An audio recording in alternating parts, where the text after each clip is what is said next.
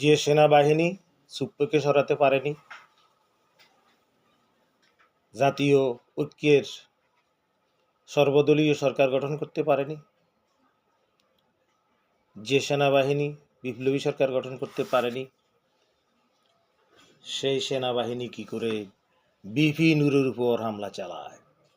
ভারতীয় 5-8 গোলাম কুলাঙ্গারদের রেখে যাওয়া সেনাবাহিনীর অনেক প্রধান সহ অফিসার রয়ে গেছে। অবিলম্বে তাদেরকে সেনাবাহিনী থেকে অপসারণ করতে হবে এবং দেশপ্রেমিক যারা তাদেরকে সেনাবাহিনীতে নিয়োগ দিতে হবে।